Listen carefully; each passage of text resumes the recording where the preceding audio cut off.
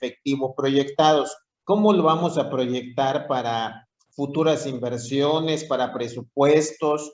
Yo supongo que ustedes ya saben hacer presupuestos de ventas, presupuestos de ingresos, presupuestos de compras, presupuestos de producción, etcétera, etcétera.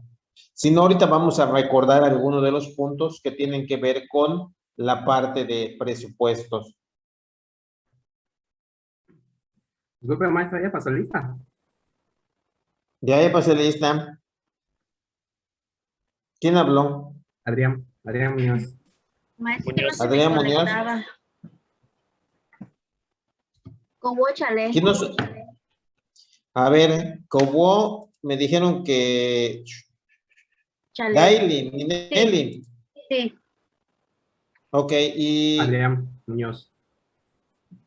Muñoz, Adrián. Ángel Adrián. Sí. Ya, gracias, Ok. maestra.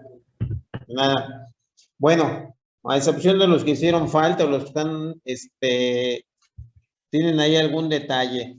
Bueno, les comentaba que cuando nosotros hacemos nuestros presupuestos para que podamos trabajar con los flujos de efectivo que estamos proyectando, pues lógicamente estamos haciendo una proyección de los ingresos, de lo que vamos a gastar, de lo que vamos a ejercer si soy una empresa productiva en cuanto a materiales, materia prima directa, la mano de obra, mis costos indirectos de fabricación, etcétera, etcétera. Es una proyección y como tal, los flujos de efectivo que yo vaya a proyectar pueden variar en relación del tiempo. Así como me puede ir muy bien en las ventas, puede ser que me vaya muy mal y lo que yo haya presupuestado en su momento, pues no se vaya a realizar. Pero antes de pasar a los flujos, nos toca ver la parte de lo que son las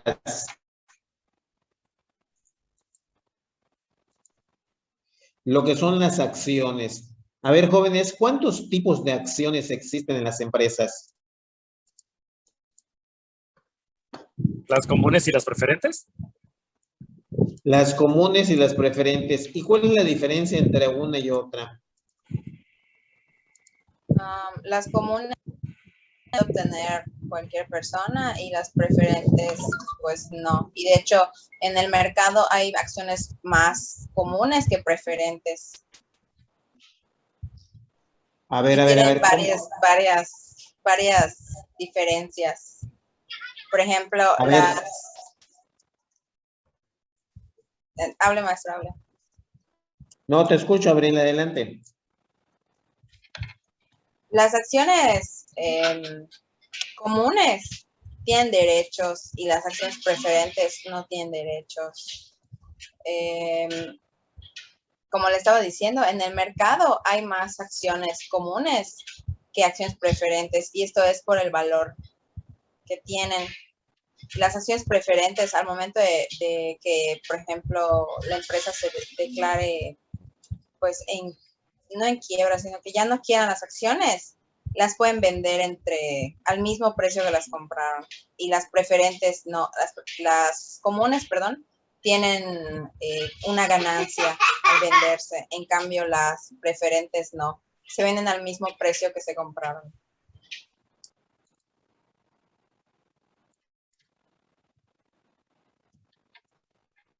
Ok, primer punto.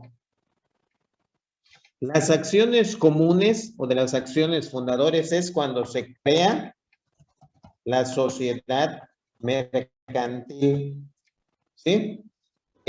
Como comenta su compañera Abril, ¿qué es más común que existe en el mercado? ¿Comunes o preferentes?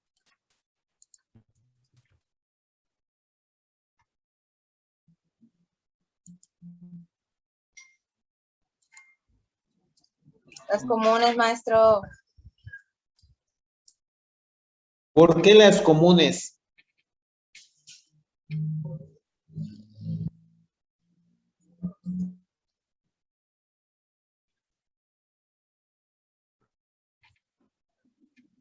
Tienen mayor accesibilidad. Bueno. cuando se crea una sociedad mercantil, ¿necesariamente crean acciones? Es mi primera pregunta. No, maestro. No Tienen que empezar a necesariamente. cotizar en la bolsa de valores para que puedan vender acciones. No, bueno, a ver, son dos conceptos diferentes de acciones comunes y preferentes. Ahí va. Cuando yo creo una sociedad mercantil, el capital social lo puedo dividir en las acciones comunes de manera inicial. ¿Sí? Yo agarro y constituyo mi empresa con 50,000 pesos.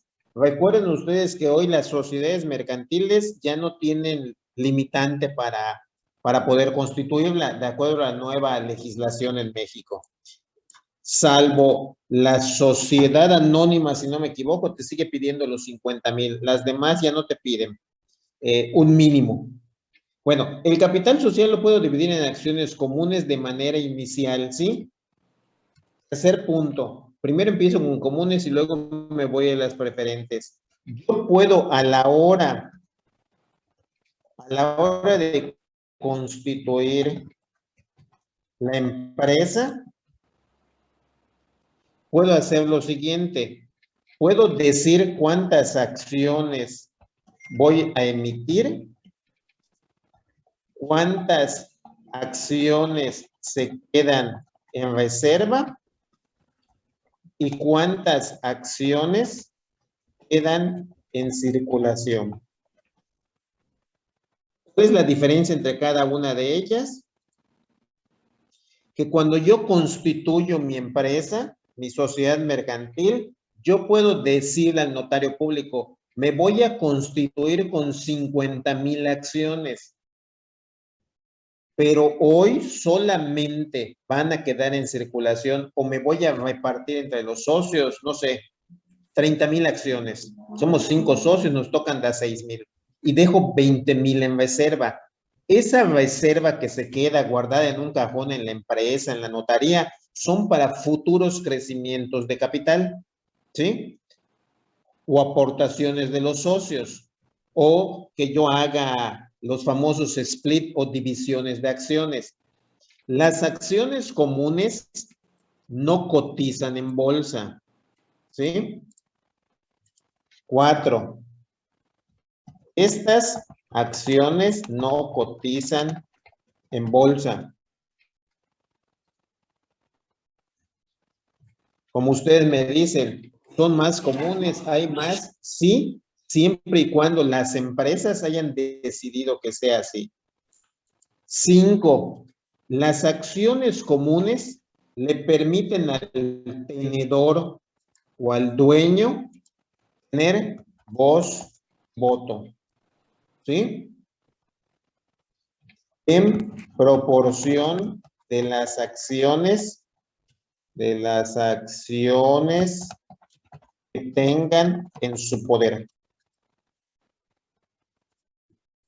¿Cuál es la configuración que existe en México para cuestiones de las acciones, jóvenes? De acuerdo a la legislación.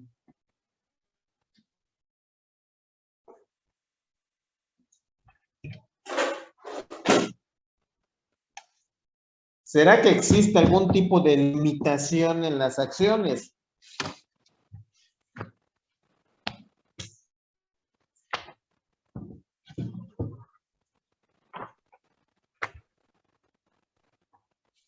¿Qué dijo, Carla, maestro? No lo escuché.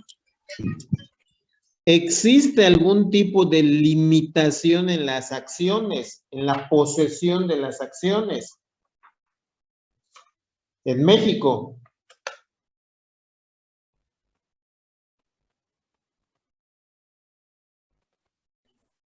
Que no era de que estas, no, por ejemplo, eran indefinidas o... Maestro, ¿se refiere a la responsabilidad que tienen?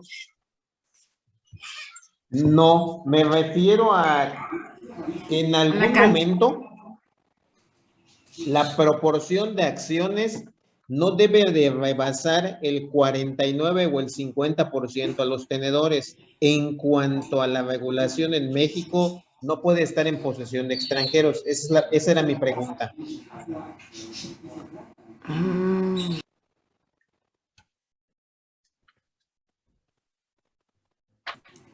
¿Sí?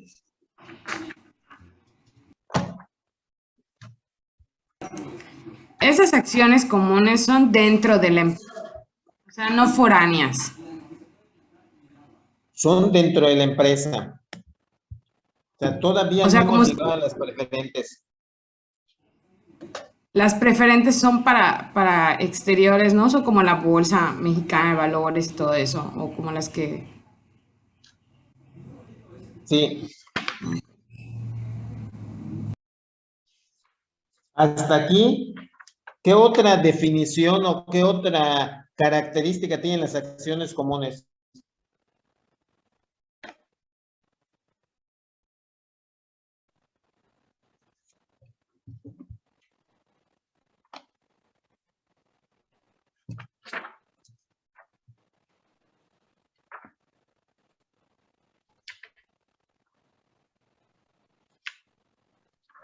¿Qué otra definición tienen?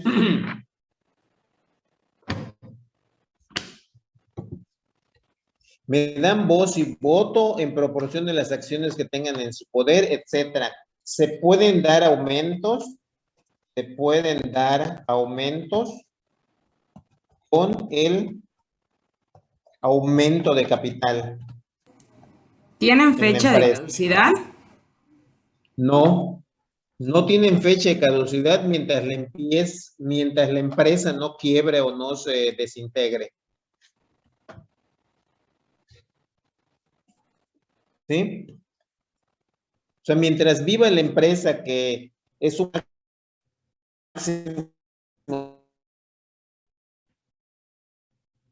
50 años y después las acciones comunes siguen viviendo, se pueden traspasar o las puedes heredar. Acciones preferentes. Ok, las acciones preferentes, recuerden que estamos viendo en gestión financiera, financiamiento e inversión. Cuando yo requiero en una empresa financiarme y no quiero ir ni a los bancos, ni quiero hipotecar mi negocio, ni quiero vender algún activo, me queda la opción de emitir acciones. Las acciones preferentes, lo voy a poner aquí arribita. Las acciones preferentes, entre paréntesis, es emisión de deuda. ¿Por qué? Porque me va a servir para financiarme en el negocio, ¿sí? Esto es un financiamiento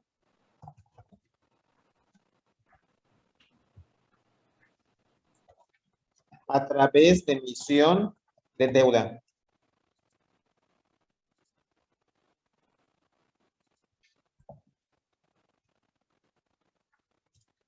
Es un financiamiento a través, soy disléxico, ¿eh? A través de emisión de deuda. Dos, ¿qué hago? Aquí yo busco inversionistas que le quieran meter dinero al negocio, pero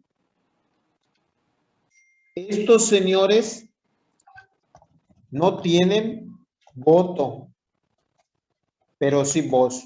O sea, pueden opinar, pero no pueden votar en las decisiones de negocio. ¿Sí? Estas acciones o emisión de deuda, estas acciones sí pueden cotizar en la BMV, en la Bolsa Mexicana de Valores. Nada más que hago la aclaración. Las acciones que cotizan en bolsa es emisión de deuda que venden las empresas para poder financiarse. No quiere decir que todas las acciones o bonos que emitan las empresas o negocios lleguen a la bolsa. Puede ser que se queden en mercados secundarios. ¿Esto qué es? Que yo agarre y diga, no sé, La autopista Mérida-Cancún, la empresa creo que es, no sé qué del Mayap, Constructores del Mayap o algo así se llama. Hagan de cuenta que quiere construir un...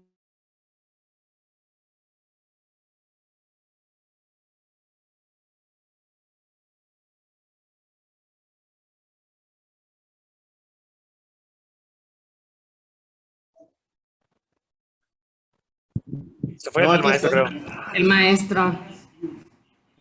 Aquí estoy. Es que está como intermitente su internet, maestro. Se quedó, Sí, se queda deja de estático. escuchar. ¿Se deja de escuchar? Sí, se queda estático. A ver, espérenme, me voy a Congela. cambiar de lugar en mi propia casa para ver si no es donde estoy. Un segundito.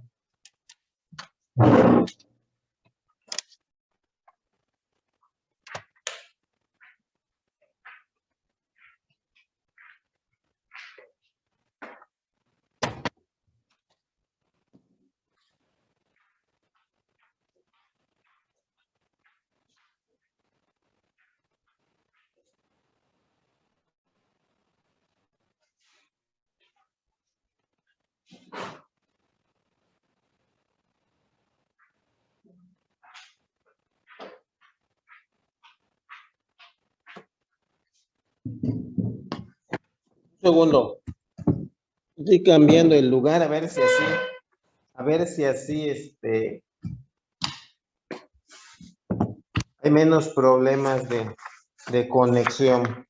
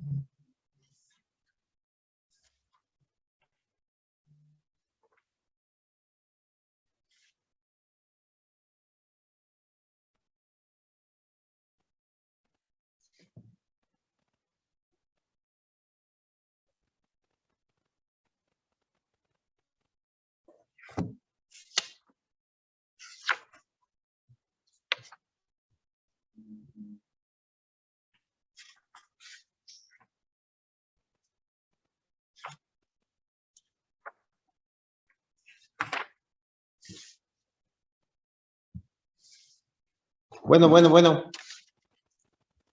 Ya, profe. ¿Ya? Bueno, vamos a ver si falla menos aquí donde me moví. Bueno, les decía, vamos a poner otra vez el Excel.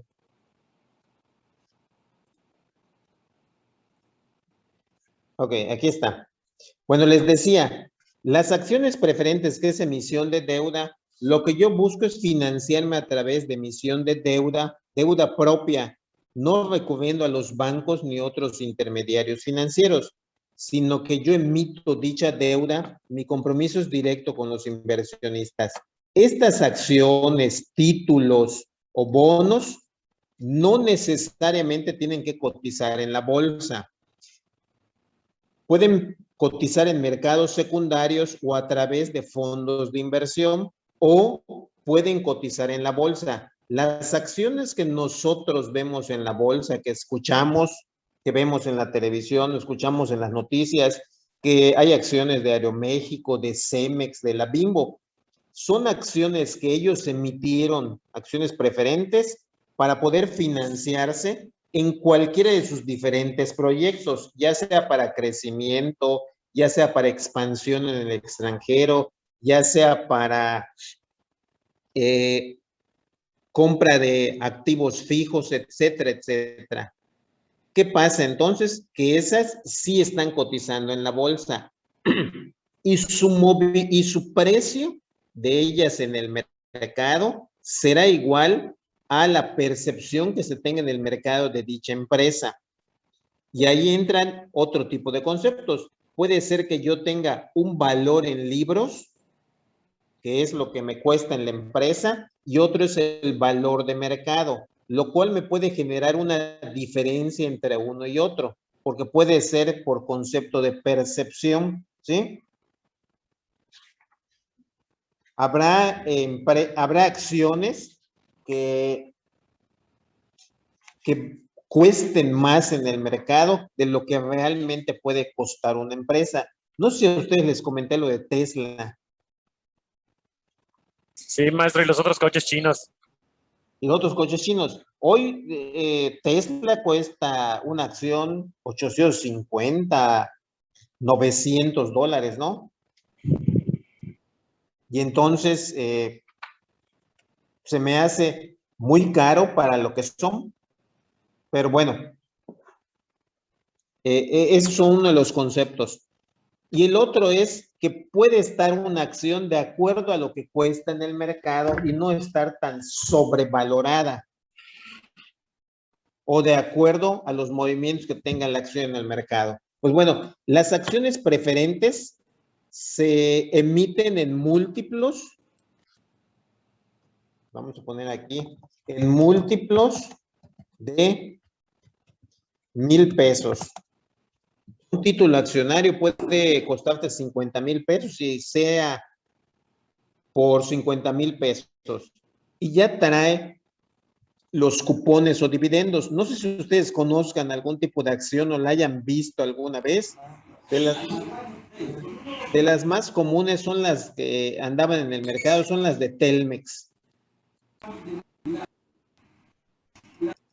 que eran unas acciones así grandes, que atrás tenían un montón de cuadritos, como figuritas que le ibas dando y canjeabas tu ¿cómo se Carla, llama? tu audio. E ibas cambiando pues tu dividendo anualmente, ¿no?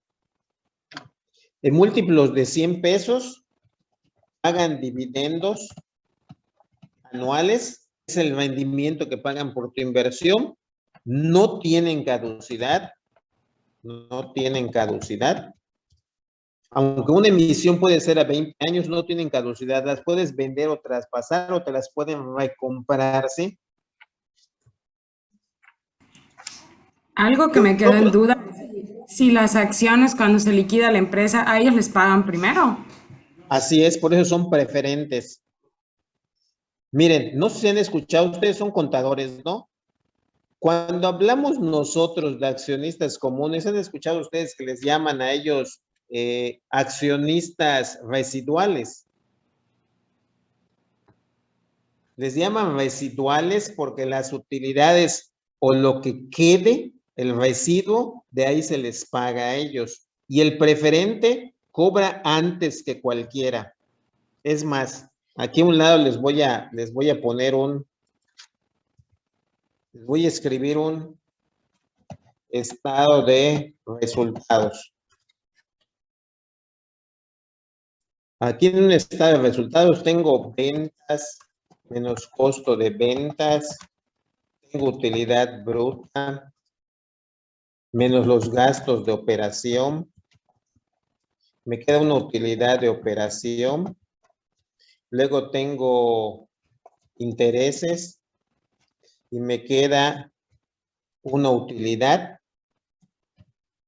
antes de impuestos, luego tengo los impuestos, tengo el PTU y me queda una utilidad neta.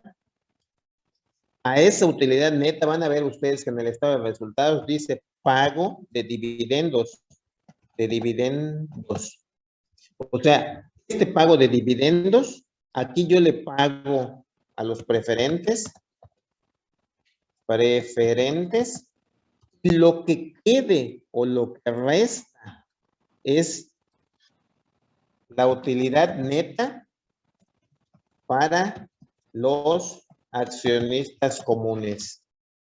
Este saldo o residuo es lo que yo le pago a los accionistas comunes. Así lo van a ver ustedes reflejado en un estado de resultados, que estos preferentes cobran primero y lo que le quede es lo que se les va a repartir a los accionistas comunes.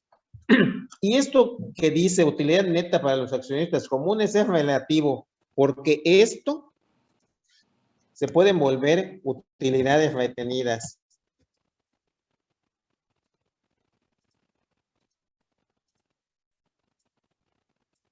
Que lo puedo llevar a mi balance general y decir, las utilidades de este periodo, de este año, las voy a retener, no las voy a repartir a los socios para futuros crecimientos, gastos en la operación o repartición para los socios, ¿no? Entonces, las puedo convertir a utilidades retenidas y las mando a mi balance general.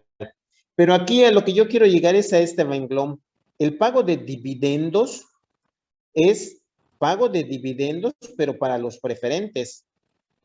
Si hubo utilidad, acuérdense que aquí puede ser utilidad neta o pérdida neta. Si hubo pérdida, no se les va a pagar a ellos, pero en el siguiente ejercicio, tan pronto haya utilidades, ellos cobran primero y van a cobrar lo atrasado más los del periodo real, ¿sí?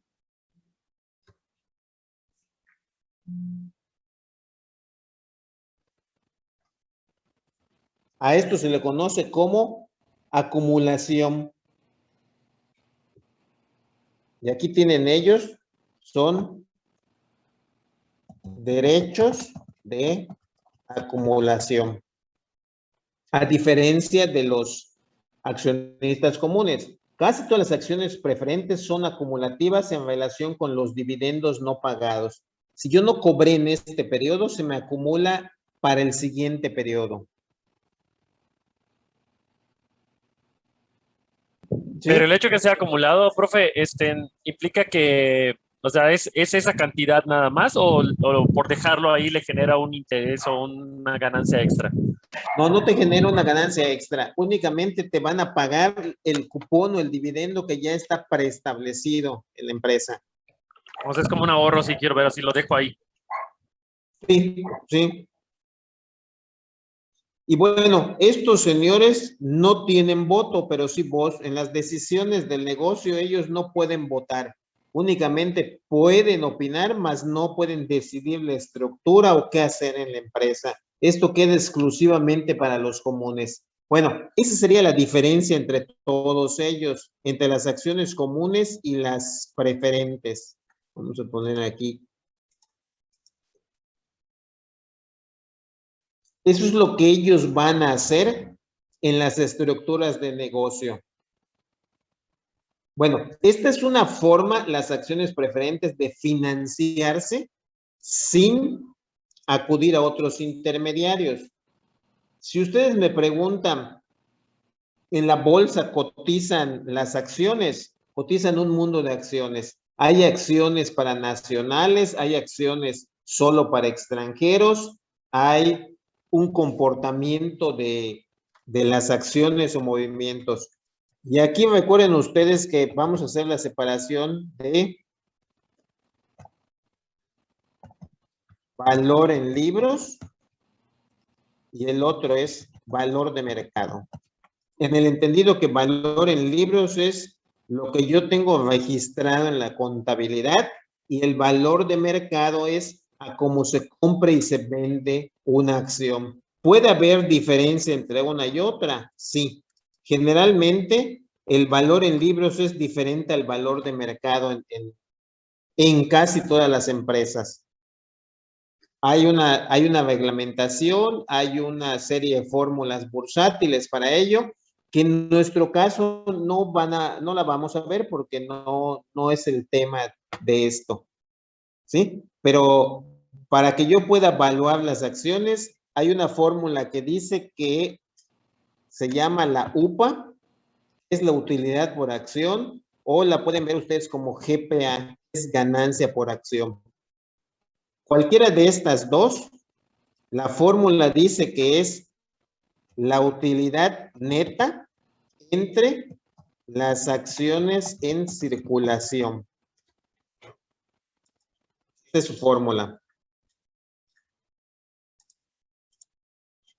Esta es la fórmula que existe. Ahorita voy a pasarme para que veamos en dónde está una acción, dónde me la tienen puesto, para que yo vea qué tan endeudada o no tan endeudada puede estar una empresa.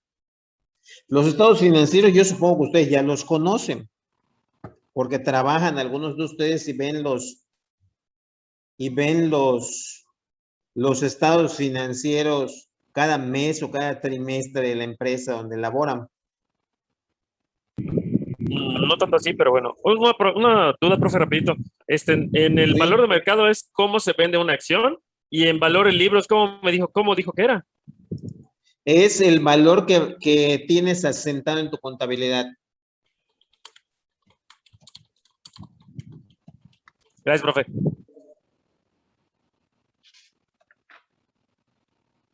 ¿Alguna otra pregunta antes de?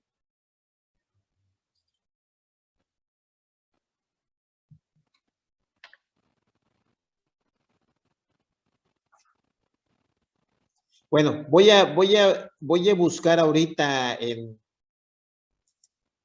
el internet, espérame, una empresa para que veamos.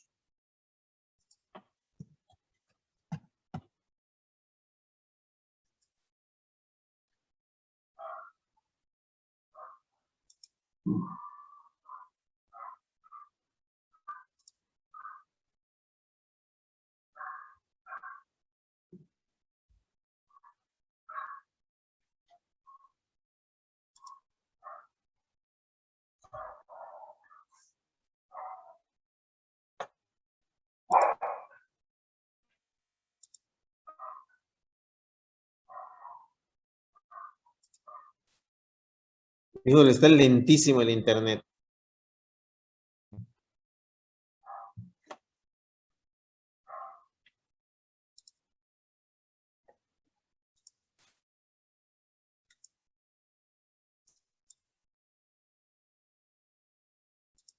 Bueno, están viendo en pantalla. Entrar a las acciones de Grupo Aeroméxico S.A.B.D.C.B. ¿Cómo me doy cuenta si una empresa cotiza en bolsa o tiene acciones? En este caso, la B que tienen, ¿sí están viendo en pantalla, verán? Sí, profe. Sí, profe. Dice Grupo Aeroméxico S.A.B.D.C.B. Significa Sociedad Anónima Bursátil de Capital Variable. Esta B que se les pone a las sociedades es porque cotizan en bolsa, ¿sí? O que tiene una parte de su capital en la bolsa. A mí lo que me interesa ahorita ver es el desglose de las acciones. Aquí está, miren. El 51.35 de las acciones son propiedad de la empresa, o sea, de todos los miembros de la gerencia. Eso significa el 5.76% de las acciones son propiedad de las instituciones, o sea, de intermediarios financieros. Y el 11.84% de las acciones en circulación son propiedad de las instituciones. Y aquí me dice que 4 instituciones poseen las acciones. Cuando yo me voy a la empresa, a ver, en el gráfico,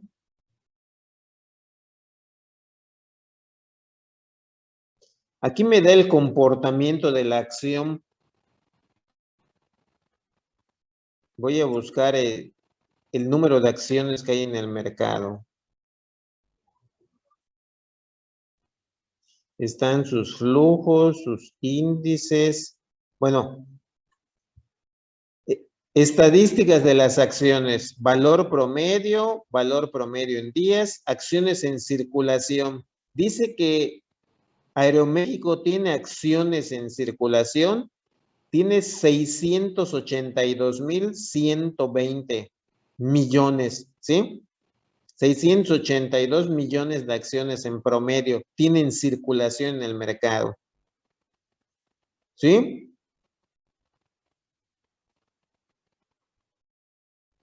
Y ahí me dice cuántas acciones tienen. Estas acciones van a verse reflejadas en los estados financieros para que ellos puedan ver si han tenido utilidad o no. Aquí miren. Gastos operativos, ingresos netos, ingreso neto disponible para los accionistas. Si ustedes se dan cuenta en este último renglón, ha tenido pérdidas la empresa. Y estamos hablando del 2020. Al cierre del 2020, me dice que tuvieron menos 42, 529, 454. Quiere decir que tienen pérdidas operativas, que Aeroméxico está reportando pérdidas y por lo tanto pues no hay un ingreso para los accionistas. Vamos a ver otra empresa que esté positiva. A ver, aquí está Alsea. ¿Alguien sabe qué es Alsea? Me suena, pero no. Alsea son los Vips, los Starbucks, Ah, los Dominos. Aquí también están reflejando ellos al cierre del 2020 pérdidas netas. Miren, por menos 3.235.000. Ahí tienen sus acciones, pero pues bueno, si tienen pérdida no pueden repartir nada. Vamos a buscar otra que no esté perdiendo. A ver, Bimbo no debe estar perdiendo. No hay de Bimbo. Vamos a ver de Cemex.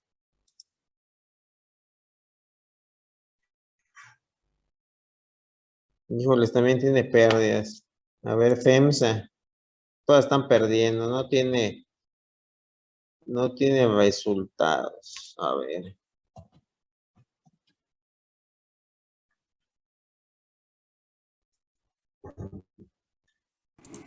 Grupo Cuo. Grupo Q es que ¿qué? Sí, es de Ya comida. cotizan en bolsa. Ellos siempre han cotizado en bolsa. Grupo Q. Pero no era Q Como antes. Antes que era Valores Universales. creo que sí. Ahí está, mira, Grupo Q. SABDCB. Dice que ingreso neto disponible para los accionistas. Tienen menos. Menos 569. Dice que tienen pérdidas. También.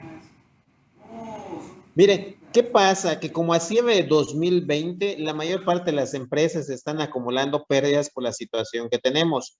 Muy probablemente, si yo veo cierre o el primer semestre de 2021, a lo mejor se hayan recuperado alguna de ellas. Pero en 2020, si no hubo ventas suficientes, si no volaron suficiente los aviones, si no hubo suficiente construcción y no pudo vender Cemex, pues entonces todas van a arrojar una pérdida en el mercado, una pérdida sobre su valor.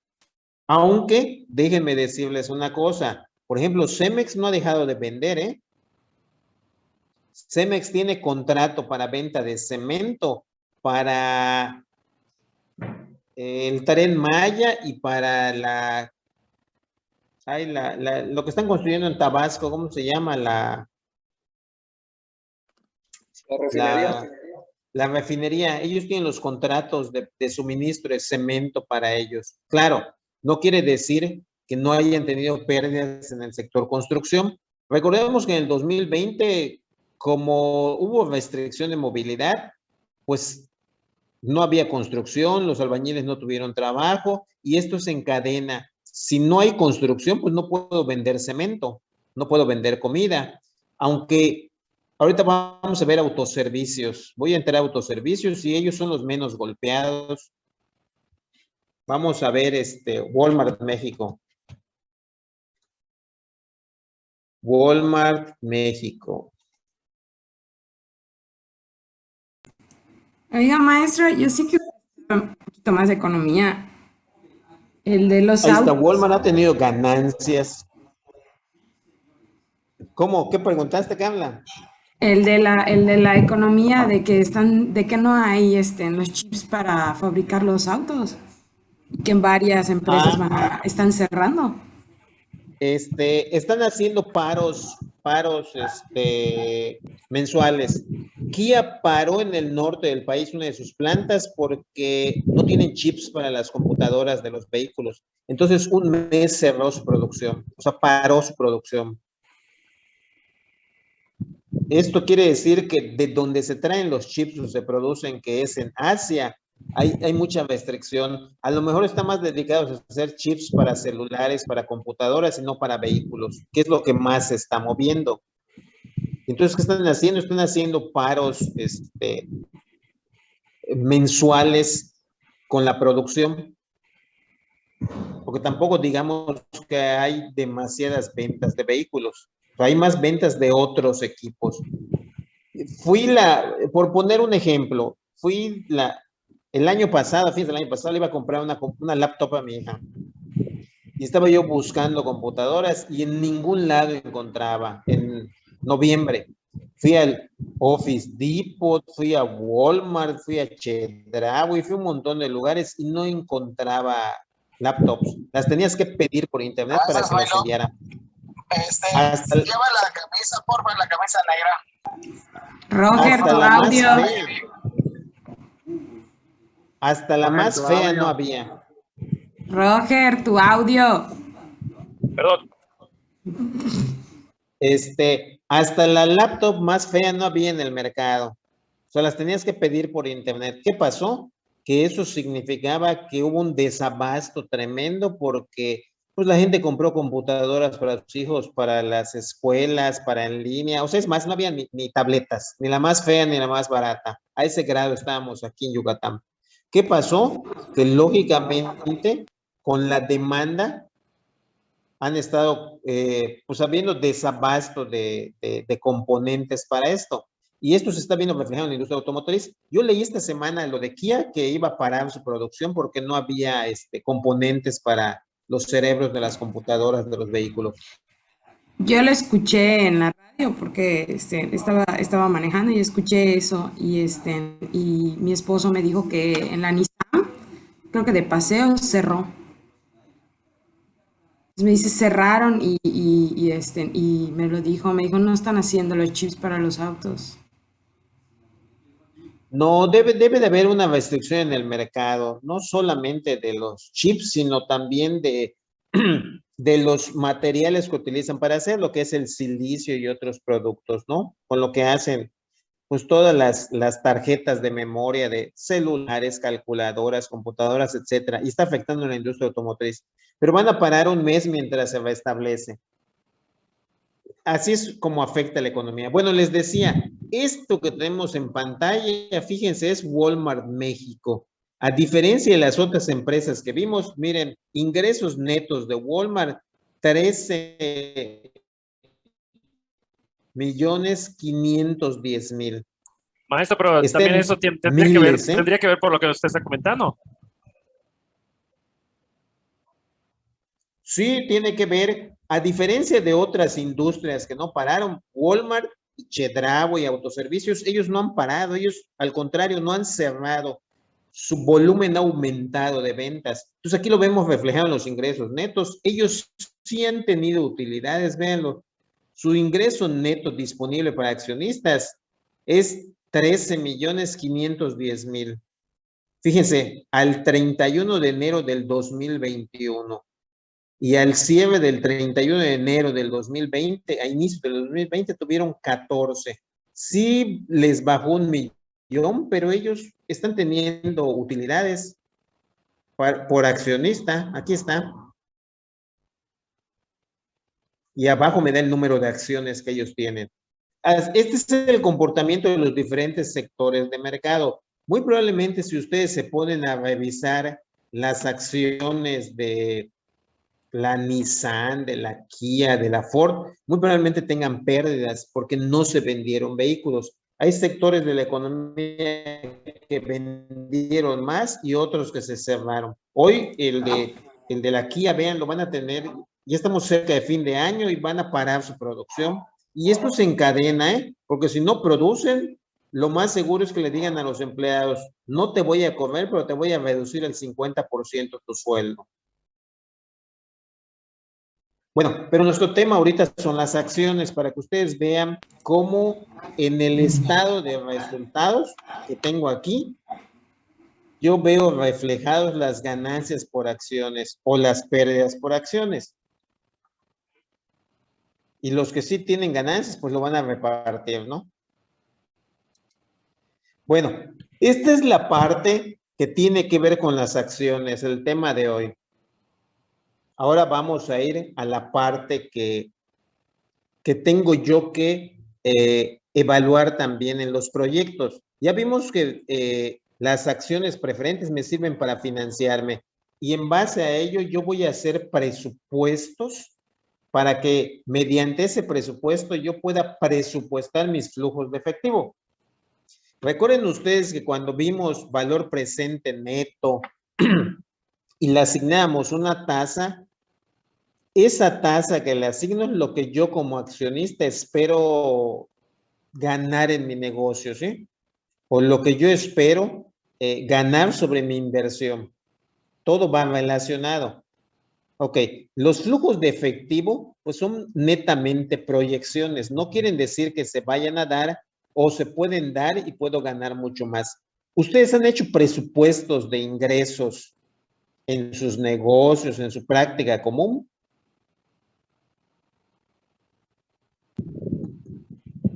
O sea, ¿en nuestro trabajo se refiere a eso o de los proyectos? Sí, en su trabajo, porque en los proyectos, pues finalmente todos hemos hecho en papel. Ahorita vamos a hacer un ejercicio por ahí para ver un presupuesto, ¿no? Les voy a poner ahorita uno de ventas y para que veamos también la forma en que yo lo puedo cobrar y eso se va a convertir en un flujo de efectivo real para los negocios, ¿no? Ok, ok. Hasta aquí preguntas, Marari. Abril.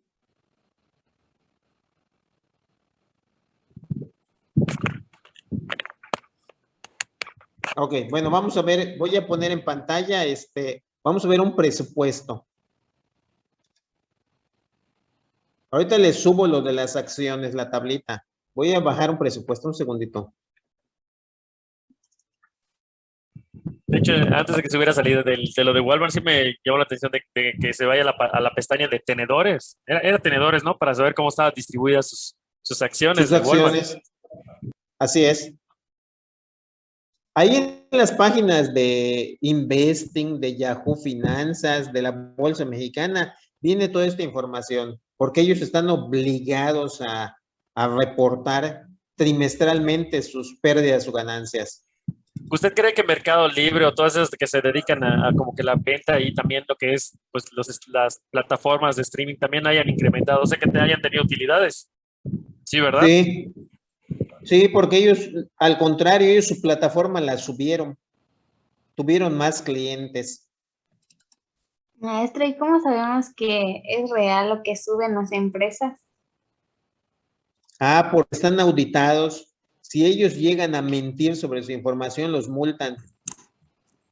Ah,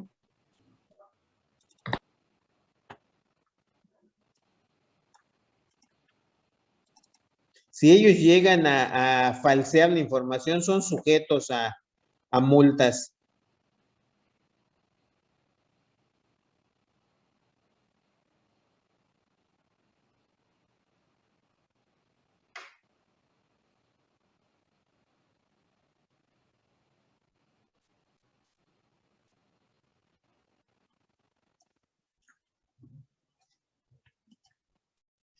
Bueno, vamos a ver, les voy a poner aquí un ejemplo de lo que yo ya, de una empresa que produce o comercializa muñecos de peluche y todo. Bueno, ustedes, los que están laborando en el área de administración, de contabilidad, muy probablemente tengan conocimiento de los presupuestos que tienen en cuanto a ventas, pero también tienen el esquema o la política de cobranza que determine cada giro de negocio. Bueno, tenemos en pantalla aquí, vamos a ver un presupuesto de cobranza y de pago a proveedores. Me dice así, la empresa Duendecillo vende muñecos de peluche a tiendas de autoservicio y quiere elaborar su presupuesto de cobranza y de pago a proveedores para los meses de enero, febrero, marzo y abril del siguiente año. Y me da aquí cuáles son las ventas.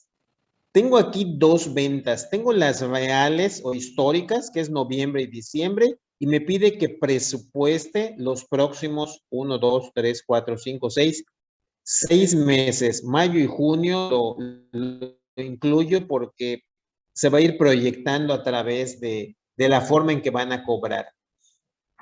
¿Yo aquí qué hago? Yo ya tengo realmente aquí noviembre y diciembre lo que yo vendí. Aquí es en unidades. Unidades. Me dice que vendí 20,000 unidades en noviembre, vendí 15,000 en diciembre y proyecto vender 25,000 unidades. Ok, Carla. En enero proyectan vender 25,000 unidades, en febrero 23,000, en marzo 18, en abril 28, 32 en mayo y 27 en junio.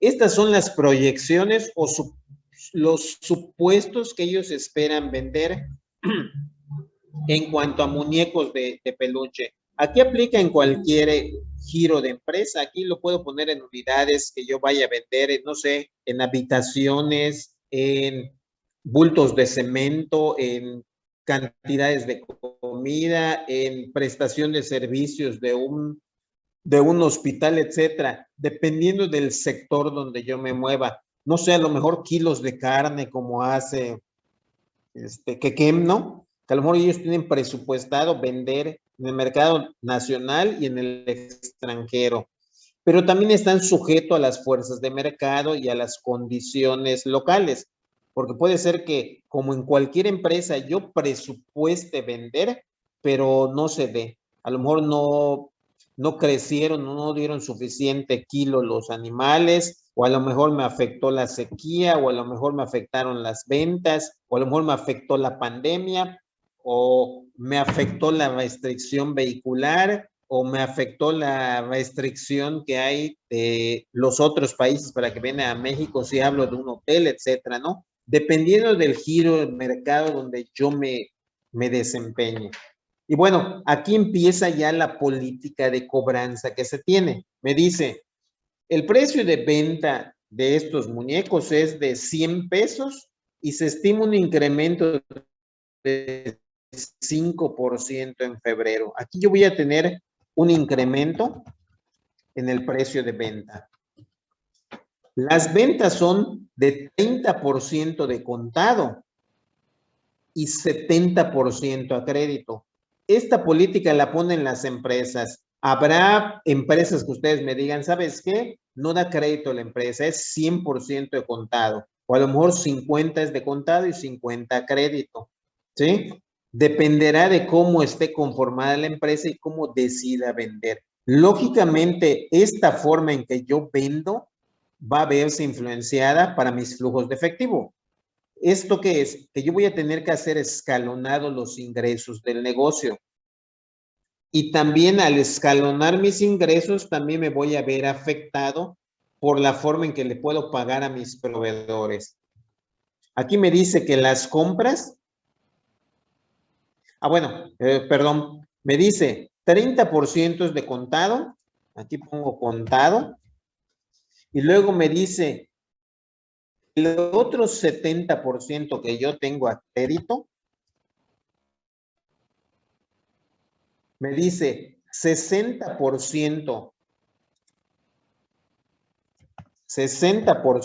es al siguiente mes y el otro 40% es a 2 meses. O sea, este 60 y 40 hacen el 100% de ese 70%. Luego me dice, las compras se calculan en función de las ventas esperadas para 2 meses después. Esto quiere decir que en enero se compra lo que se espera vender en marzo. En este caso son los muñecos porque no es una empresa comercializadora. Si fuera una empresa productiva, a lo mejor yo tendría que proyectar cuál va a ser mi gasto durante cada uno de los meses. Materia prima, mano de obra, costos indirectos de facturación, de fabricación, etcétera, etcétera, ¿no? Entonces yo tengo que tener bien identificados. Los que manejan la contabilidad, pues ya tienen a lo mejor sus cuentas contables reconocidas en su sistema o en su Excel, donde lo lleven, y ya tienen de alguna manera identificado su comportamiento mensual y nada más le van inyectando las variaciones que pudiera tener. Bueno, dice aquí, se pide elaborar el presupuesto de cobranza para enero, febrero, marzo y abril y determinar el saldo que aparecerá en la cuenta de clientes en su balance general el 30 de abril. Bueno, mi presupuesto de cobranza, me voy a llevar esto a otra pestaña.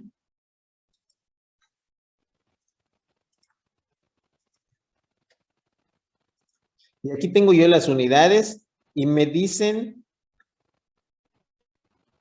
el precio de venta. Vamos a ver cuál es.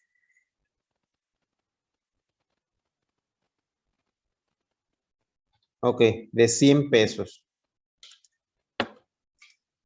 El precio de venta es de 100 pesos. Bueno, aquí yo voy a empezar a hacer primero que nada, mis ingresos. Voy a multiplicar 100 pesos que me cuesta vender cada muñeco.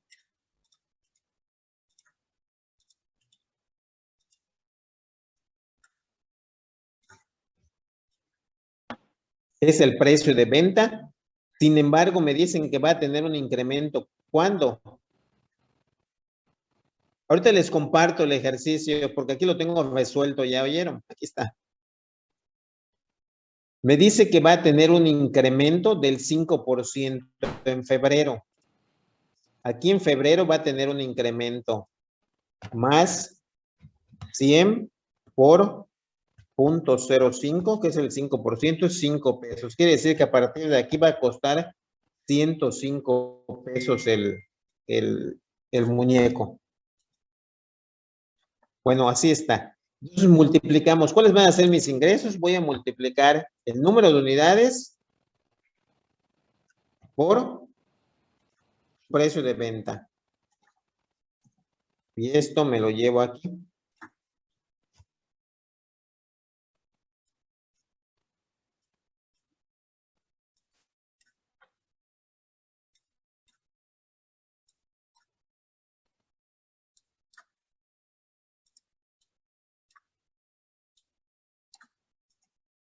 Ok, estos van a ser mis ingresos.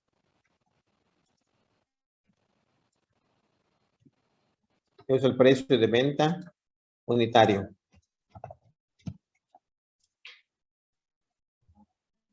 Luego, estos son mis ingresos presupuestados por vender las unidades.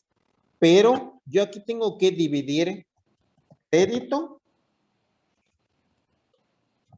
Tengo que crédito y contado. Crédito. ¿Cuánto me decía que yo voy a vender de contado, jóvenes? 30%, ¿no? 30% y crédito 70%.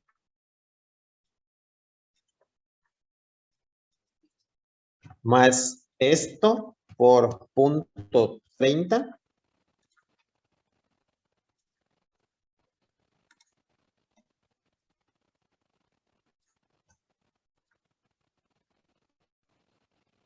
Ahí están mis ingresos de contado y la diferencia va a ser esto por 0.7.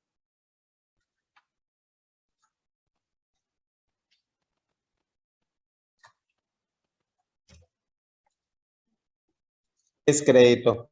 Pero lo realmente realmente importante para mí dentro del presupuesto es el crédito, cómo lo voy a cobrar. ¿Qué me dicen del comportamiento del crédito? ¿Qué me decía el ejercicio? Me decía que el 60% voy a cobrar a 30 días y 40% a 60, ¿sí? Ok, y el crédito aquí, ¿qué tengo que hacer? Lo tengo que dividir. Tengo que un 40% es a 30 días y un 60% es a 60 días. ¿No así decía? Y entonces aquí tengo que el crédito voy a reconfigurar y luego empiezo a bajar saldos. Aquí, ¿para qué me sirve esta información? Es para que yo vea los flujos de efectivo, el comportamiento que voy a tener en cuanto a lo que tengo presupuestado en ventas.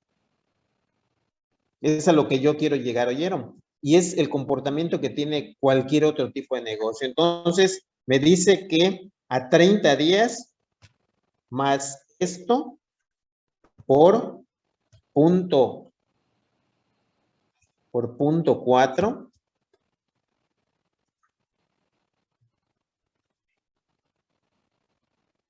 y más esto por punto 6. 840. Quiere decir que estos dos hacen el 1.400.000. Quiere decir que en diciembre o a fines de diciembre voy a cobrar el 40% de lo que vendí en noviembre y en enero voy a cobrar el 60% de lo que vendí a crédito. De tal manera que lo voy haciendo escalonado. Y así voy a hacer con todos los importes que yo tengo. Lógicamente aquí lo que yo tengo son ya las ventas de lo que yo ya hice en... Esto es lo que yo ya vendí en noviembre. Sin embargo, mis proyecciones son a partir de enero. Entonces, le vamos poniendo un color si gustan para no perdernos aquí. Esto es esto y esto. Luego tengo 1.050.000. Ese 1.050.000 que yo ya vendí en diciembre, voy a cobrar más esto por punto 40 y luego más esto por punto 6, ¿no? Esto y esto. Entonces ya tengo, si quieren le ponemos aquí azulito y azulito. A diciembre. Y después vamos bajando los saldos.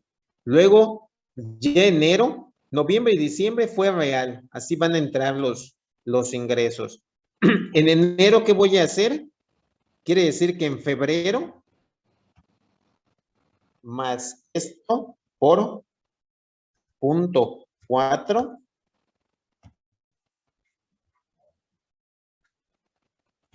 más esto por punto 6.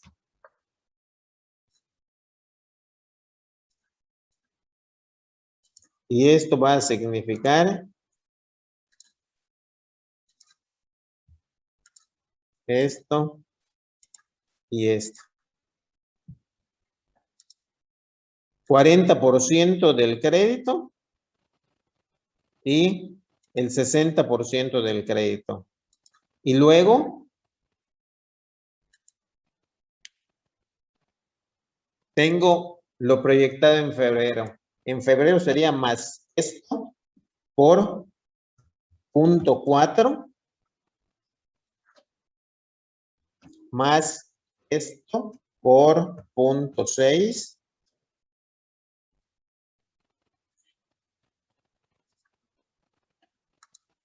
Y aquí le podemos poner otro color. Verdecito, verdecito, verdecito. Y luego tengo marzo más esto por punto 4 Luego más esto por 0.6.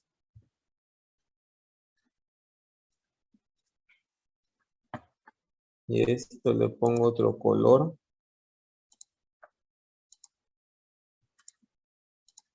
Claro, esto ya lo programan en sus sistemas de cobranza. Y luego tengo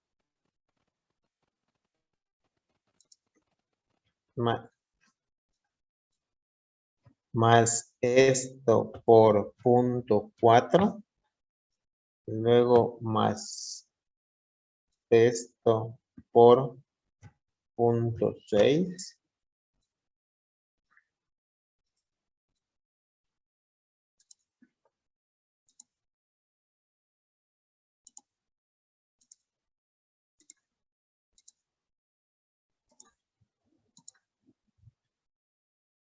Y luego tengo mayo más esto por 0.4 y más esto por 0.6.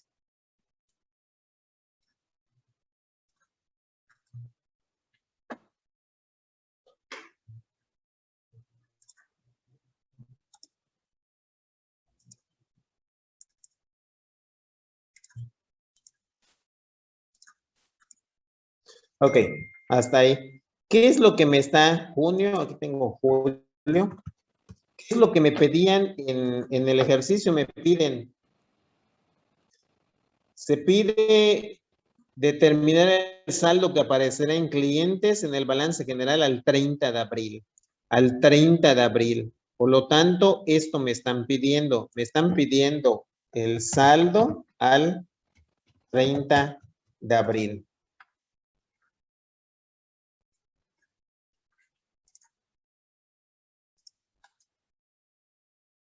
¿Qué debemos de sumarle al crédito, jóvenes?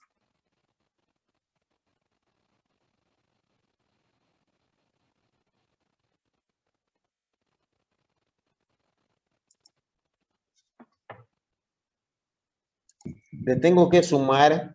Lo de contado más lo del mes anterior y lo de 2 meses. Le tengo que sumar el contado del mes y estos ingresos que yo espero tener, ¿no? Que estoy arrastrando.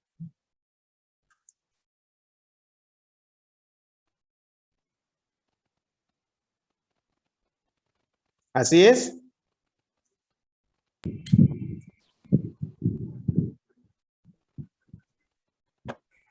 Al cierre del 30 de abril, ¿cuánto debo de traer?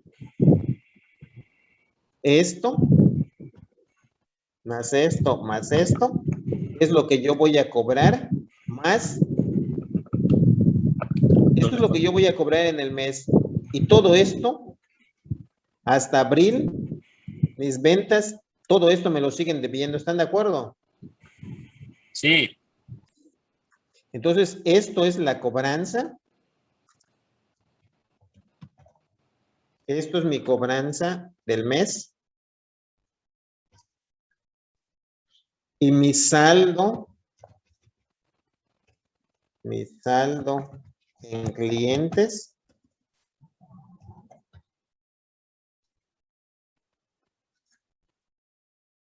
Mi saldo en clientes es más esto, más esto, más esto, más esto, más esto. Es decir, que traigo un saldo en clientes de 5.203.800, que es todo lo que tengo aquí reflejado.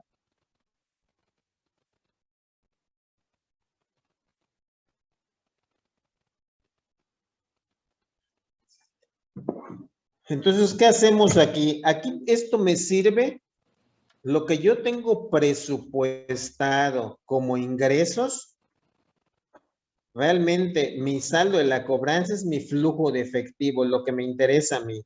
Es lo que yo tengo proyectado que tenga como ingresos. Claro, si yo bajo los demás saldos aquí, voy a tener todos los flujos de efectivo, ¿sí? Aquí voy a tener todos los flujos de efectivo proyectados. Eso es lo que nos interesa a nosotros, ir sumando nuestra cobranza más contado, más contado, más esto. Luego más contado, más esto, más esto. Luego más contado, más esto, más esto. Más contado, más esto, más esto. Estos son mis flujos de efectivo. Esto es lo que nos interesa, lo que está programado que entre en la empresa, que esto es lo que yo estoy manejando como flujos para el negocio. Pero recuerden ustedes, cuando sacamos nosotros valor presente neto, ¿cómo le llamamos a esos flujos?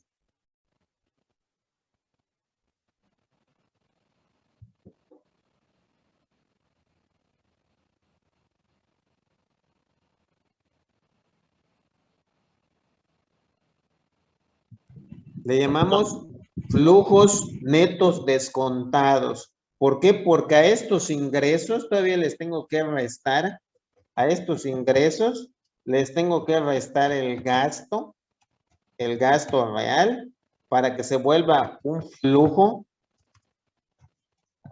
de efectivo neto.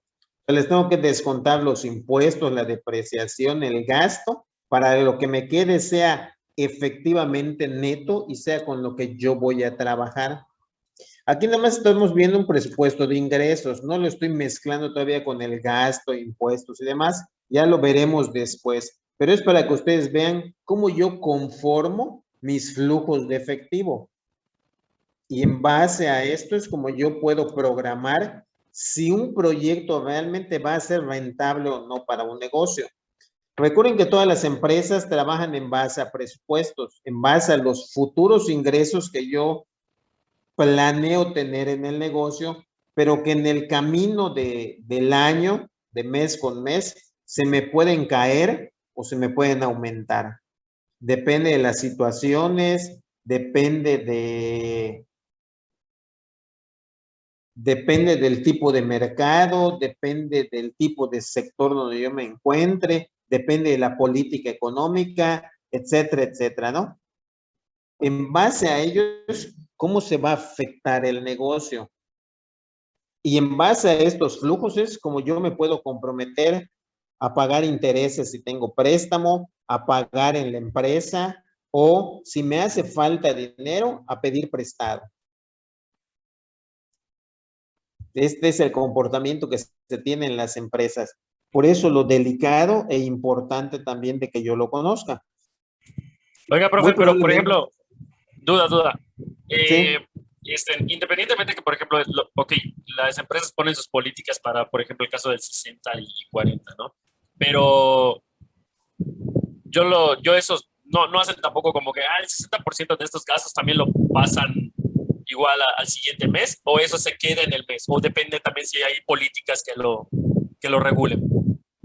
No, también aquí en este mismo ejercicio, se los voy a mandar resuelto. Aquí tengo la cobranza, pero también tengo las compras, cómo las pago, cómo le pago al proveedor. Aquí me dice que en enero,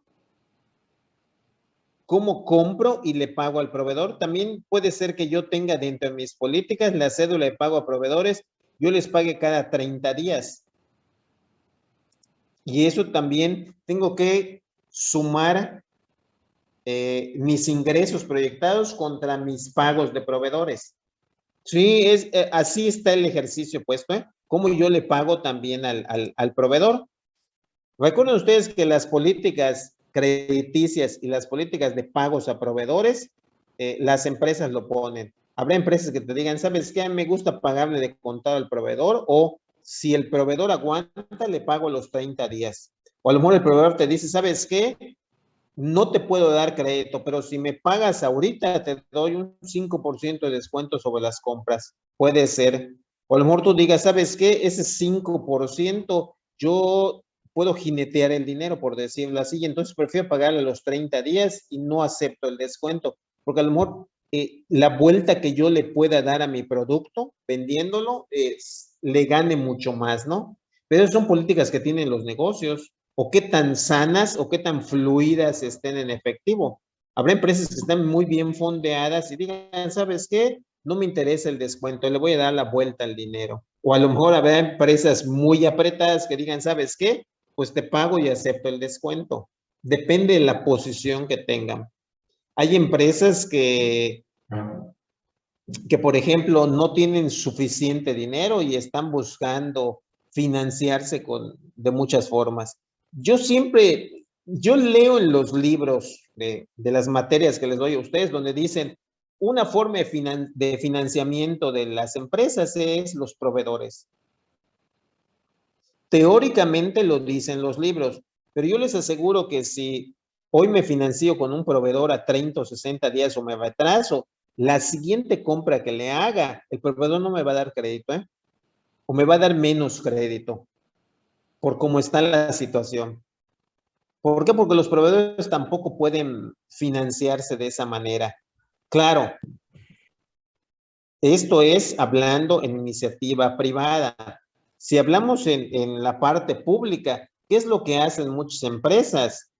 Le suben al precio del producto porque el gobierno les paga muy tardío, pero tiene un riesgo, ¿eh? Y ya aquí ya entra la parte de riesgo y rendimiento que platicamos en clases anteriores. No sé si les comenté a ustedes o les conté la historia de una alumna que tuve. Tenía una alumna en otra escuela donde me decía la chica, mi mamá, en el sexenio anterior, la cosa es que quebró la mamá. La mamá le vendía medicinas al gobierno del estado. Entonces, había ganado un contrato con el gobierno del estado y le vendía medicinas al gobierno. Pero el gobierno, al inicio del sexenio, pues le pagaba muy bien, le pagaba de acuerdo a las fechas, y luego empezó a tener problemas el gobierno de dinero y le retrasaba los pagos al proveedor. Pero cuando tú eres un proveedor pequeño, no eres una gran empresa o eres un intermediario, muchas veces no le puedes aguantar el ritmo al gobierno y tienes que tomar la decisión de seguirle vendiendo o no. Entonces la mamá de esta chica se siguió arriesgando, le siguió vendiendo al gobierno, pero no le pagaban a tiempo. Y luego llegó un momento en que entró en mora el gobierno y la señora ya había hipotecado su casa para seguir comprando medicinas. Yo le decía a esta muchacha, ¿sabes qué? Dile a tu mamá que le cierre la puerta al gobierno y que trate de recuperar lo más que pueda, porque no le puede seguir metiendo dinero bueno al malo. A final de cuentas, ¿saben qué le pasó? Terminó el sexenio, no le liquidaron millones de pesos en medicinas y quebró la señora. Perdió su casa que hipotecó. Y eso le debe de servir de ejemplo a la gente para saber que hay momentos en que uno debe de retirarse y cortar el crédito. Y perder, pues, lo menos posible, porque vas a perder, ¿sí? Pero trata de perder lo menos posible. Ya no le sigas metiendo dinero bueno al malo. Nada más que hay gente que, como yo les comenté en la clase pasada, hay gente que les gusta el riesgo y puede ser moderado o puede ser agresivo. Si tú le metes dinero y tu mercado es el gobierno, tienes que tener cuidado o ver los factores. Cuando es inicio de gobierno no hay problema. Cuando es a mitad de gobierno está bien, pero aguas cuando es fin de gobierno, porque te pueden dejar colgado de la brocha, ¿eh? Yo conozco a muchos proveedores que todavía les deben del sexenio anterior, están arruinados porque le metieron toda su lana a esto. Esas decisiones hay que tener cuidado, jóvenes. O ustedes deben de calcular el riesgo. De eso se trata esta parte de los presupuestos, que ustedes le midan a la situación. Parte de lo que usted también comenta, profe, es de que, por ejemplo, ahorita que está diciendo eso, o sea, por los proveedores, es de que, o sea, al final, pero yo al final tengo que pagarle a mis propios proveedores, ¿no? Entonces, si uno no me paga, pero yo de todas maneras tengo que pagarle al otro que me está surtiendo, ¿no? Para tener mi operación. Sí, pero Sí, Suéltala, suéltala. No, por lo que pasó con lo de su proyecto, creo que era de Oscar, cuando estábamos viendo emprendedores, de que ellos decían que sí se podían subsidiar por sus proveedores, que eran su materia prima. No, yo sentía que más o menos a eso se refería el profe. No, ¿cómo era, Oscar? Tú le ven, tú, lo de tu proyecto, ¿cómo era? Tú le compras a los ganaderos la carne y luego los vendes y luego les regresas. ¿Cómo era? es una Que sabía comercializadora. de esa parte. Sí, Ajá, era una comercialización. el profesor ¿cómo se llama? De emprendimiento decía que estaba mal lo que estaba diciendo Oscar. Y no sé, yo sí más o menos lo veía bien y lo veía mal. Pero al final, como se dice, que los proveedores no pueden ser nuestros financiamientos. Yo sentí que más o menos a eso se refería Oscar. ¿Cómo era, Oscar? La idea era de que le compraban era regalías, creo, algo así.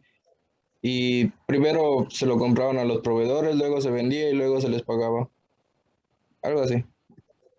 Bueno, si tu ciclo financiero te lo permite, o sea, tú le compras al proveedor y te dice, el proveedor te da 30 días y tú al que le vendes a tus clientes te paga en menos de 30 días, ahí puedes sacar un diferencial, porque cobras antes del compromiso que tienes para pagar. Pero recuerden ustedes que muchas veces el ciclo de la cuenta por cobrar de tus clientes no es el mismo del pago de proveedores, porque tus clientes se pueden por alguna situación retrasar. O sea, si yo meto la variable de la pandemia, del desempleo y demás, no siempre se va a cumplir ese factor, ¿eh? Era más o menos como dejar la carne a concesión. Ok, pero cuando tú dejas la carne a concesión o la dejas a consumo, te van a pagar lo que consumen y lo que no consuman, como dato, como le llaman, te lo va a devolver. Pero eso que te devuelven, tú se lo tienes que pagar al que le compraste la carne. Sí, sí, pero eso es con los proveedores, no es con los clientes. Bueno. Pero, bueno, tienes que buscar un contrato que diga como dato y te acepta tu proveedor que te digan, oye, lo que no pude colocar en 30 días te lo devuelvo. Sí, O no tú se tienes puede que buscar devolver dónde acomodarlo después. porque bueno, sí, está confuso.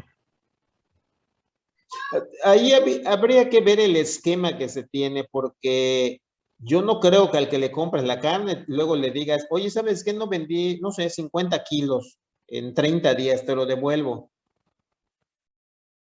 Claro, a menos que él tenga otro tipo de negocio secundario en el cual vendan esa carne o le hagan otro proceso y se pueda volver a revender, como en el caso de las chuletas, ¿no? Que las chuletas, a alguien le gustan las chuletas ahumadas. ¿Saben ustedes el proceso de la chuleta ahumada? No. La chuleta ahumada es la chuleta que ya estuvo en exposición en el supermercado o en el mercado, la chuleta roja, que no se vendió en el tiempo de vida y para darle otros 30 días más de vida, la ahuman para que tenga otros 30 días más de vida en el mercado. Ese es el proceso de la chuleta ahumada. Entonces, ¿qué hago? Entonces, en lugar de 30 días, tienes 60 días de vida en el mercado. Esto es para que no le pierdan a los comerciantes, ¿eh? Como que la condimentan como se hacía antiguamente, que se secaba con la sal, como la carne seca Ajá, más o más o menos, menos, porque la para que carne le seca hagan así es, mayor tiempo de vida y para que le permanencia en el den, mercado. así es. Sí, porque yo no conozco carniceros que digan que después de 30 días tiran la carne porque se echó a perder, ¿eh? ¿O sí? Es como la carne de pollo o los pollos. ¿Ustedes saben por qué en los asaderos los pollos son más baratos?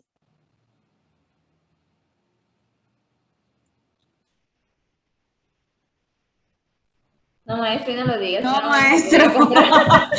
Ah, De una vez, sí, ya sabemos lo de los nuggets. ya los Ya, ¿qué lavaron más? con cloro y los refrescaron. Así es. Miren, todo es comercio. Los pollos que no se venden en piso, que reparten los de cuo, los de crío, los de bachoco y demás, los recogen porque es como dijo su compañero, es acomodato. Lo que no se vendió se recoge y se les da nuevo fresco. Y esos pollos no están malos, nada más que ya vencieron al público. ¿Qué hacen? Los regresan a la planta, los lavan bien y se venden a un precio más barato a los asaderos de pollo, a los asaderos que hay en las esquinas de las colonias, todo ese rollo. Se los vende más barato, los lavan, y además te los venden con salsa, frijol y arroz a un precio de paquete. A ellos se los vende más barato. No pierde la empresa. Eso es a lo que yo voy. O sea, no recogen el producto y dicen, nos quedaron 2 toneladas de pollo que no se vendió en Chedraui. No, pues tírenlo en la basura porque ya caducó. Lo O sea, por venden eso más barato.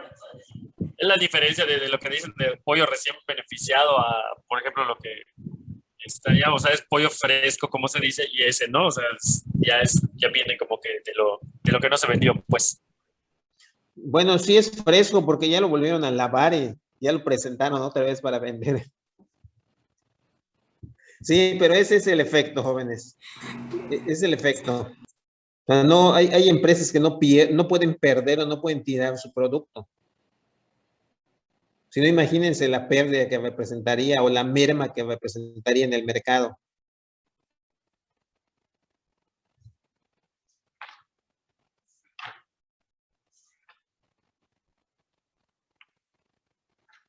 ¿Sí?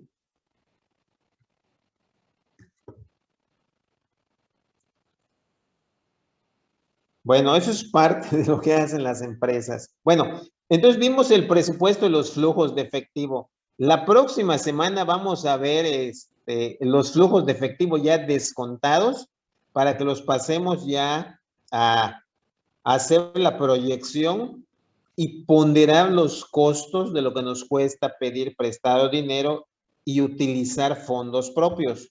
La próxima semana vamos a ver el costo promedio ponderado mediante fórmula, pero ahorita lo que quería ver es que viéramos cómo yo aplico los flujos de efectivo en la empresa y cómo los voy a ir uniendo a las proyecciones, ¿sí? Y también para que viéramos cómo aplica el financiamiento de las acciones. Aquí no vamos a ver valuación de acciones, porque el tema no es valuar las acciones, es nada más ver la aplicación práctica de para qué sirven las acciones.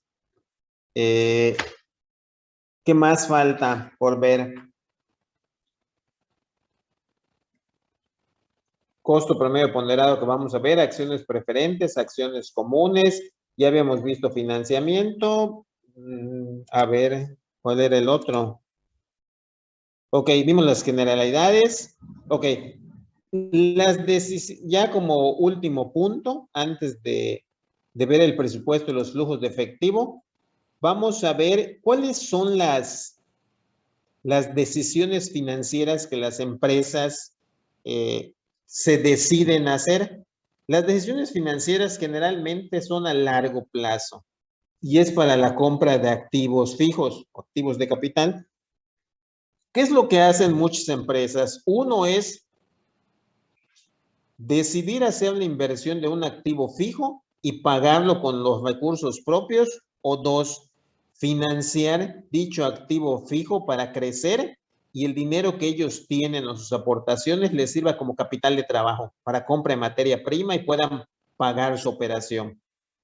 Y el esquema de largo plazo, como les decía, es a través de las acciones preferentes, ya sea emisión de bonos, obligaciones o las acciones, y las sacan en un mercado principal, que puede ser la Bolsa Mexicana de Valores, o un mercado secundario, que son los intermediarios financieros.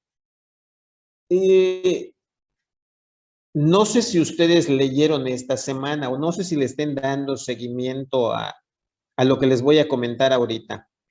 Miren, existe riesgo en determinados valores que existen en el mercado. Esta semana salía una noticia que le comentaba a mi esposa. Ya anunciaron que muy probablemente vayan a diluir pérdidas en los afores de las personas en México en los próximos bimestres. ¿Por qué? Debido a la decisión que se está tomando de las energías renovables, de que se cierren o se les cierren contratos a ciertas empresas y que Comisión Federal siga produciendo más barato según la política que dicen. Recuerdo que hace 5 o 6 años Bancomer sacó un bono verde. Sacó un bono verde a 20 años de vida. Es una acción preferente para financiar a empresas que iban a construir parques eólicos, granjas solares, etcétera, etcétera, ¿no? Entonces, esas acciones salieron a 20 años y se vendieron en fondos de inversión, se los vendieron a aseguradoras, vamos, a las afores, a los que tienen los tenedores de las afores y administran los afores de muchos de nosotros, ¿no? Entonces, ¿qué pasa? Que ahorita con lo que está viendo de la nueva reforma energética, pues muy probablemente le quiten a estas empresas contratos y el precio de esos bonos pueda devaluarse, puedan tener pérdidas. Lógicamente, esas pérdidas, ¿dónde las vamos a ver reflejadas, jóvenes?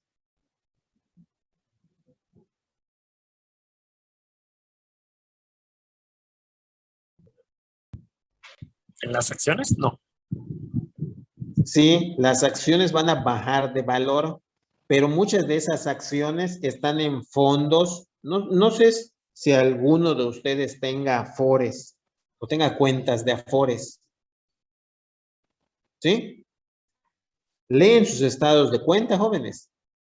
¿O ven sus estados de cuenta que integran sus afores? No. Deberían de llegar, No no les están llegando llegan. ahora que lo pienso. Pero lo pueden bajar por internet, dependiendo de quién sea su empresa de afores. A menos a mí en GNP me llega.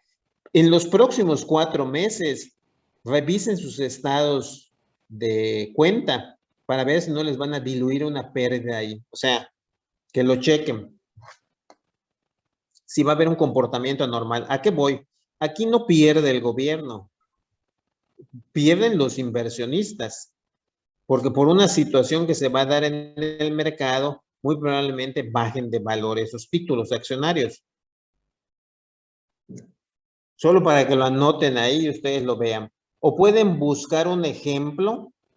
Les voy a poner un ejemplo de cuando se cancela, no sé si ustedes se los dije, cuando se cancela el aeropuerto de la Ciudad de México, cuando se cancela ese proyecto, la gente que tiene afores perdió 21,000 pesos cada bimestre por la cancelación del aeropuerto y perdió durante 2 bimestres seguidos. Lo pueden googlear y van a ver que está la noticia en el internet.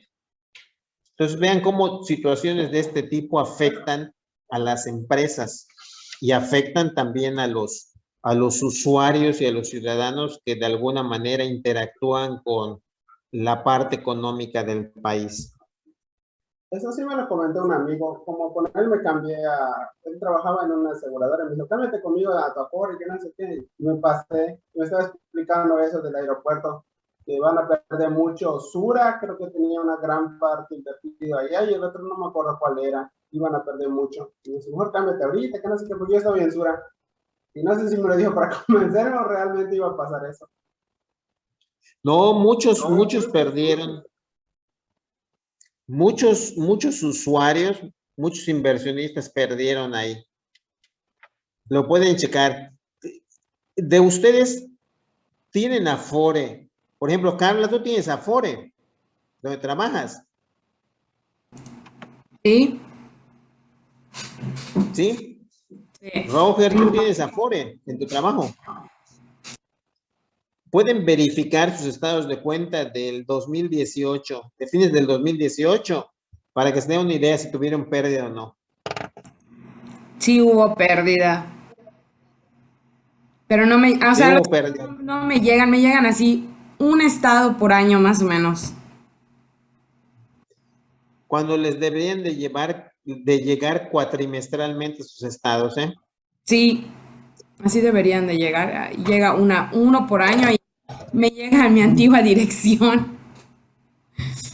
No, esa parte la deben de regularizar para que vean si realmente tienen pérdidas o ganancias o que les llegue a su correo electrónico, para que ustedes vean realmente lo que pasa con sus recursos. ¿Quién más tiene Afore por aquí? Dianelli, Adrián, tú no tienes Afore. No, no tiene. Robert, Somos autónomos. tú ahorras. Nosotros pagamos nuestro propio fondo. Ok. Marari, Ay, yo sí tengo Afore, maestro, pero la verdad casi nunca la reviso. deberían revisarlo. Digo, porque son los recursos, es el ahorro de ustedes. No sé, Chequen su yo no estado me de entiendo. cuenta. Maestro, ¿y si Sí, ya sacas lo- el yo ya dinero lo de tu saqué, Afore maestro. por desempleo? Ya lo saqué, maestro, Cuando por desempleo. Yo retiras, lo saqué. Es que yo no cuando tengo Afore. cuando retiras un porcentaje de tu Afore por desempleo, que lo puedes hacer cada 5 años, ese dinero te lo dan de acuerdo a tu última cotización de tu sueldo, te lo multiplican por, creo que 6 meses, pero te resta el dinero y te resta semanas cotizadas. Claro, si estás joven, no te preocupes, todavía tienes 20 años más para cotizar, no hay problema. Es malo para para las personas que son más grandes en edad, o sea, lo digo porque la proporción es diferente, ¿no? Ya me fregué a bailar pegada, entonces. Así funciona la parte del seguro de desempleo. Nada más que no se los dicen como debiera ser. Yo veo que lo anuncian Pero, ahí en Facebook, en pero muchos lados. bueno, no sé si en todos los casos se puede. Yo en el caso yo puedo aportar a mi Afore, si quiero. Sí, puedes hacer aportaciones voluntarias. Todos los Afores lo permiten. Sí, Que tú todos te lo ahorres directamente en permiten. tu Afore. Sí. Yo Eso saqué sí. casi todo. ¿Retiraste? Ok. Sí, así Eran, pasa. ¿qué? Eran, creo que 45, algo así. Lo que pasa es que el Afore viene dividido en renglones. Viene vivienda, tu Infonavit, y luego viene la parte del Seguro Social, que es cesantía en edad avanzada y todo ese rollo, ¿no? Entonces son dos rubros Bueno, muy en el diferentes. caso cuando yo retiré, pues yo no tenía Infonavit, simplemente era Seguro Social. Seguro Social, ¿no? Pero generalmente todos deben tener las dos partidas, deben tener un monto mayor en cierto renglón. Mucha En el- gente que ya ejerció o que ya pidió su crédito de Infonavit, a lo mejor tiene menos dinero en el Infonavit o tiene Ajá, cero porque se traspasó el dinero a a lo Yo que, así lo hice. a lo que voy es de que en ese tiempo yo estaba en el Ayuntamiento de Mérida. Desde el Ayuntamiento de Mérida no te ofrece Infonavit.